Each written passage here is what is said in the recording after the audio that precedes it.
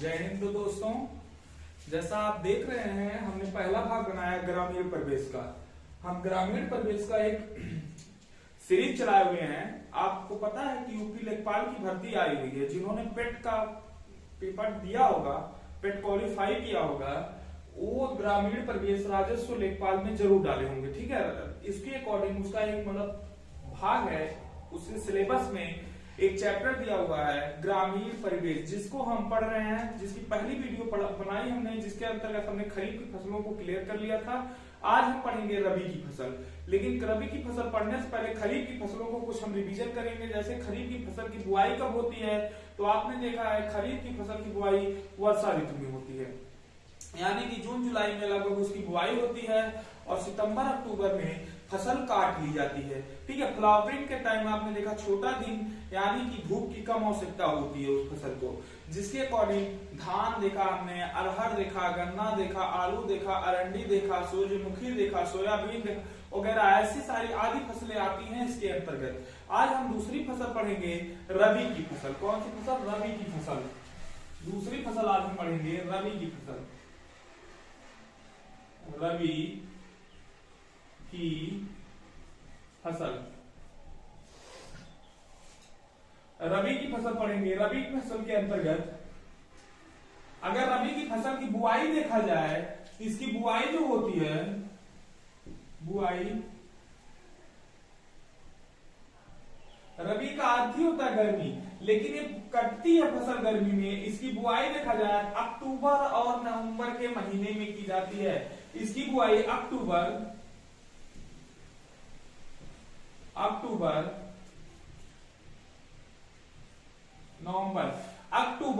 नवंबर के महीने में की जाती है। अक्टूबर नवंबर से ये क्लियर होता है, साफ साफ हमें पता चलता है कि ये शीत ऋतु की फसल है। किस ऋतु की फसल है? शीत ऋतु की फसल है। शीत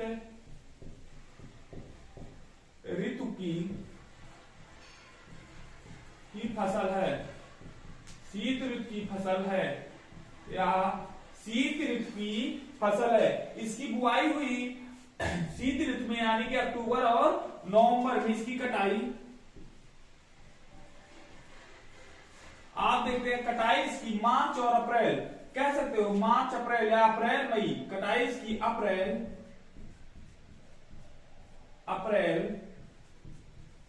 मई। अप्रैल और मई के महीने में इसकी पूर्ण रूप से कटाई हो जाती है, यानी कि यह फसल काट ली जाती है अप्रैल और मई के समय में। किस समय में? मई के समय में। और इसकी फ्लोरिंग के टाइम, यानी कि फूल आते समय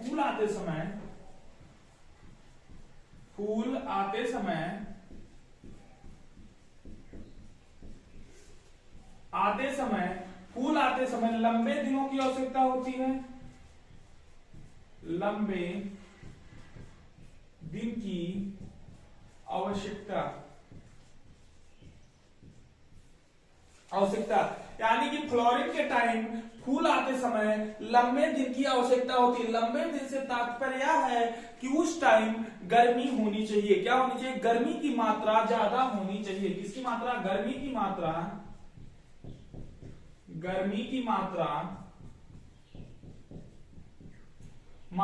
ज्यादा होनी चाहिए। गर्मी की मात्रा ज्यादा होनी चाहिए, यानी कि फ्लोरिंग टाइम, फूल आते समय इसमें गर्मी की मात्रा ज्यादा होनी चाहिए। लेकिन वृद्धि होते समय, यानी कि जब फसल बढ़ रही हो, जैसे जब बोया जाता है, बोने के बाद उगती है, उगने के बाद जब उसमें ग्रोथ होता है, वृद्धि होती है, तो वृद्धि के समय ठंडा मौसम की आवश्यकता होती है। वृद्धि के समय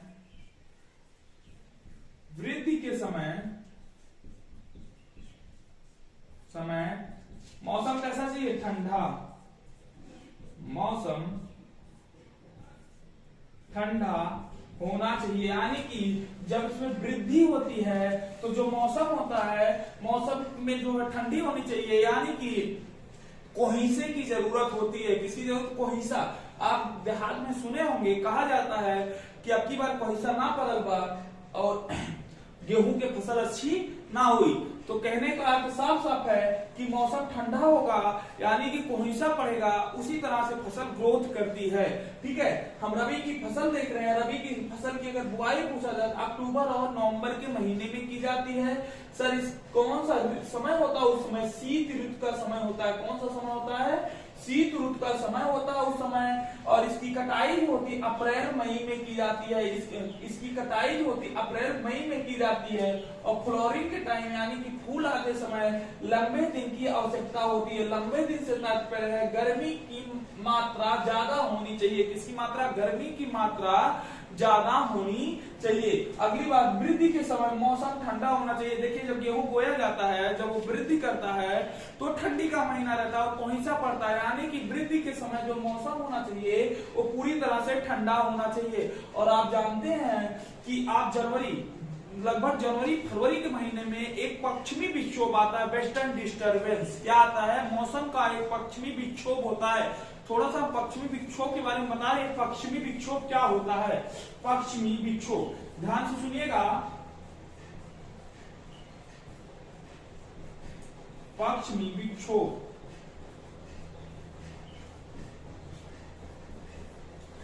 ये पश्चिमी विक्षोभ में कि मानसून जो होता है भूमध्य सागर से बनता है और काला सागर और कैस्पियन सागर से जल लेता हुआ ईरान, इराक, पाकिस्तान, अफगानिस्तान होते हुए सबसे पहले पाकिस्तान में एंट्री करता है। लेकिन ये जब मौसम वाष्पन करके जल आसमान में उड़ता है यानी कि ऊपर की तरफ उड़ता है तो इसको एक जेट स्ट्रीम नामक हवा जो है ढकेलती हुई भारत के साइड में ले आती है, जो अटलांटिक महासागर से होते हुए ढकेलती हवा चलती है और ढकेलते हुए वो भारत में इस पश्चिमी विक्षोभ कहलाती है। और पश्चिमी विक्षोभ से सबसे पहले वर्षा जो होती है वो पंजाब में होती है। और पश्चिमी विक्षोभ से पंजाब में वर्षा होते हुए हमारे उत्तर प्रदेश में भी पश्चिमी विक्षोभ से वर्षा होती है 4 सेंटीमीटर। पूछेगा अगर उत्तर प्रदेश में कितनी वर्षा पश्चिमी विक्षोभ से होती है, आप बताओगे 4 सेंटीमीटर। और ये पश्चिमी विक्षोभ कभी कभी राजस्थान में भी वर्षा करवाता है अरावली की पहाड़ियों से टकरा के। किससे? अरावली की पहाड़ियों से टकरा के।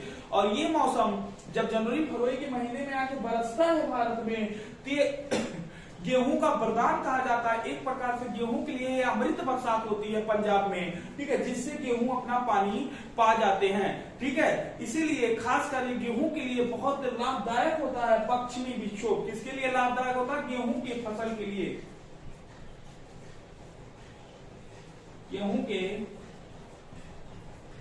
फसल के लिए लाभदायक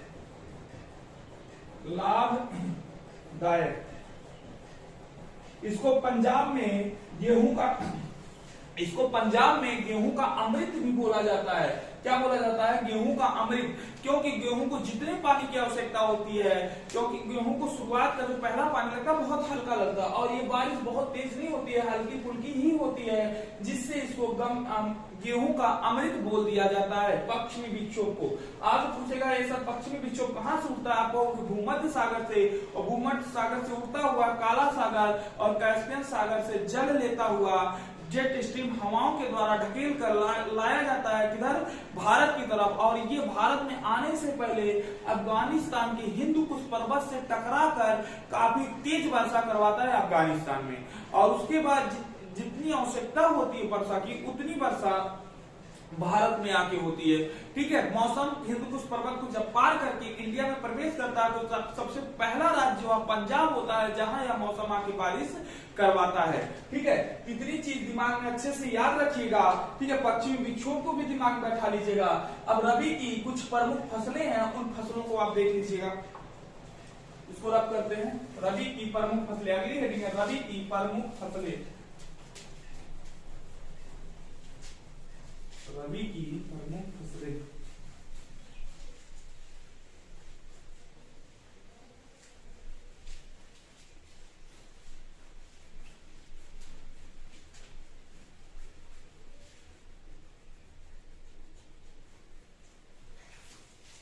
रबी की प्रमुख फसलें।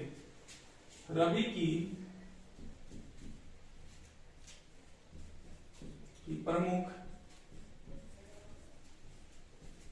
प्रमुख फसलें। रबी की प्रमुख फसलें। अब देखिए इस टाइम पे रबी में जो है, जो पहली प्रमुख फसल होती है, आपको अच्छे से पता है कि जो हमारी रबी के समय में प्रमुख फसल बोई जाती है पहली, वो गेहूं होता है। कौन सा होता है? गेहूं। यानी कि गेहूं, जौ, सरसों, ये देखिए एक साथ बोए जाते हैं। यानी कि पहली फसल जो हुई, पहली फसल गेहूं, दूसरी हुई जौ, तीसरी हुई सरसों, और इन्हीं के साथ जो फसल बोई जाती है बरसीम, चौथी बरसीम,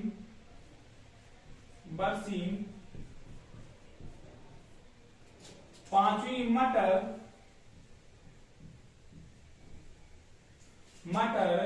छठवीं हो गई चना, चना। आपने देखा गेहूं, जौ, सरसों, मटर, चना, बरसीम, ठीक है, मसूर की भी दाल होती है, मसूर, ठीक है, कुसुम,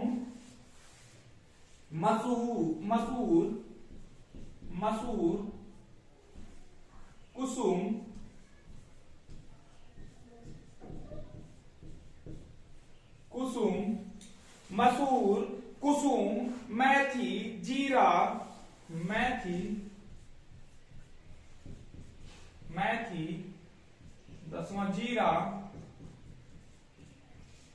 दसवां जीरा, मेथी, जीरा, धनिया, जई, तंबाकू, धनिया,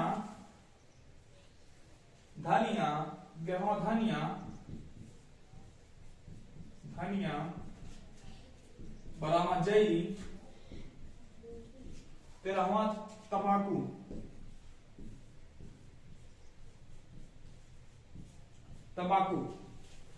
आप बताइए, आपके लिए होमवर्क कमेंट करके बताइएगा, टोबैको दिवस कब मनाया जाता है? तंबाकू दिवस। कमेंट करके आप बताइएगा जरूर कि तंबाकू दिवस किस दिन मनाया जाता है। किसी महीने के लास्ट तारीख को मनाया जाता है, या कह सकते हो चौथे वीक में मनाया जाता है किसी दिन के। आप उसको डिपेंड करके तय करके बताइएगा, सोच के कि कब मनाया जाता है, कमेंट करके उसको बताइएगा जरूर। तो रबी की प्रमुख फसलों के अंतर्गत जो आता है, आप देखिए, पहला आता गेहूं, दूसरा आता जौ, तीसरा आता सरसों, चौथा आता बरसीम, पांचवा आता मटर, छठवां आता चना, सातवां आता मसूर, आठवां आता कुसुम, नौवां आता मेथी, 10वां आता जीरा, 11वां धनिया, 12वां जई, 13वां तंबाकू।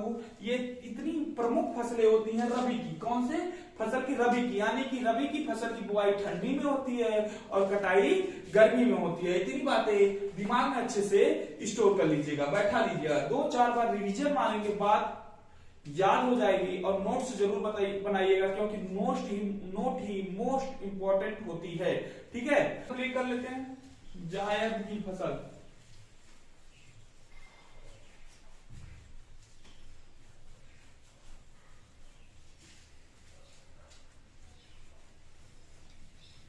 जायद की फसल,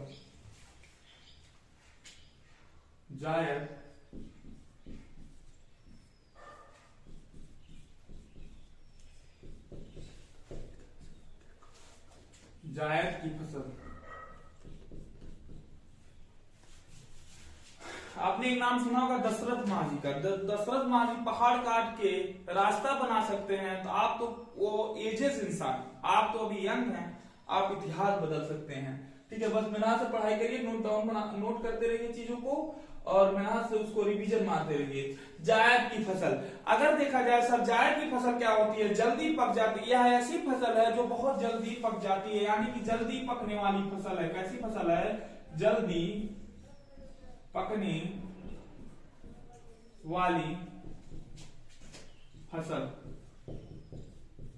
जल्दी पकने वाली फसल है। इसके अकॉर्डिंग सर क्या क्या आता है? जैसे सपोज करिए, इसके अकॉर्डिंग सब्जी प्लस फल प्लस चारा। इसके अकॉर्डिंग जो आती हैं, सब्जी होता है, फल होता है, चारा होता है। ठीक है, इसके अंतर्गत आने वाली चीजें सब्जी प्लस फल प्लस चारा। इसकी बुआई जो होती है मार्च और जून के महीने में होती है। बुआई इसकी बुआई बुआई इसकी जो होती है मार्च से मई के बीच में होती है। इसकी बुआई आप देखेंगे मार्च से लेकर मई के बीच में की जाती है। मार्च से लेकर मई के बीच में की जाती है। कुछ तो फसलें जो है जून में भी बोई जाती है, कुछ फसलें जून में बोई जाती हैं। आप पहला जून भी कर सकते हो, ठीक है, जून भी कर सकते हो, यानी कि मार्च से लेकर जून के बीच में इसकी बुआई होती है। आप ऐसा कह सकते हो कि रबी और खरीफ के बीच की फसलें कहलाती। कैसी? रबी और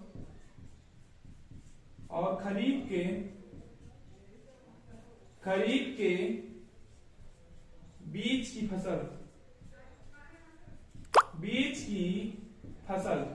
रबी और खरीफ के बीच के फसलों के अंतर्गत आती है और इसकी बुआई के 2 से 2.5 महीने में ये फसल तैयार हो जाती है, पक जाती है और काट ली जाती है। ठीक है, इसकी बुआई मार्च से लेकर जून के बीच में होती है। और आप देखेंगे यह फसल रबी और खरीफ के बीच की फसल कहलाती है या जल्दी पकने वाली फसल होती है, जिसके अंतर्गत सब्जी फल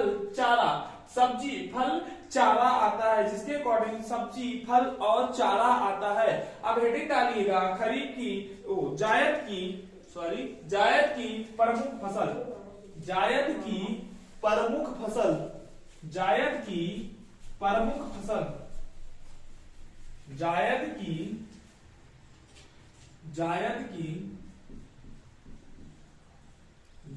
की प्रमुख फसल।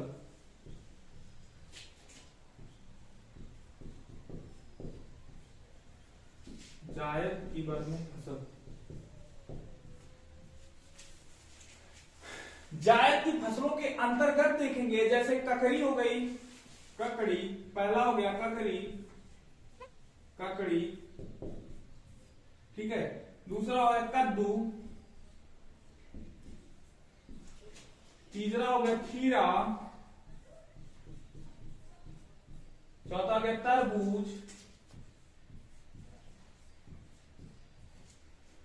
तरबूज, पांचवा है खरबूज या खरबूजा भी बोलते हैं इसको, खरबूजा। यानी कि जो हमारी पहली फसल हुई वह ककड़ी हुई, और दूसरी फसल देखेंगे इसके अंतर्गत कद्दू हुआ, तीसरी हुआ खीरा, चौथी हुआ तरबूज, पांचवी हुई खरबूज। करेला, बैगन इसी के अंतर्गत आता है। करेला, बैगन, एक लीजिए करेला, छठवां करेला, सातवां बैगन।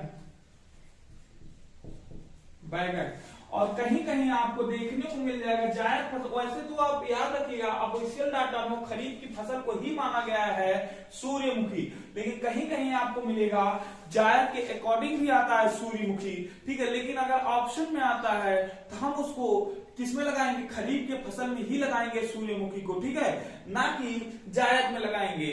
सूर्यमुखी खरीफ की ही फसल है, लेकिन खरीफ में उसमें बहुत ज्यादा रोग हो जाता है, इसलिए वो सूर्यमुखी को खरीफ में नहीं बोकर जायद में लोग उगाते हैं। और सूर्यमुखी वैसे देखा जाए तीनों ऋतुओं के टाइम उगाई जाने वाली फसलों में से एक है, ठीक है। तो आप जायद की प्रमुख फसलों, और यहीं से आपका उदाहरण बनता है, ये भी जानिए क्वेश्चन प्रश्न यहीं से बनता है कि बता दीजिए कद्दू कौन से ऋतु की फसल है, तो आप सीधा बताएंगे जायद, ठीक है। तो एक बार रिपीट करते हैं, ककड़ी, जायद की फसलों को ककड़ी, कद्दू, खीरा, तरबूजा, खरबूजा, करेला और बैगन, ये कुछ प्रमुख फसलें थी जायद की। किसकी?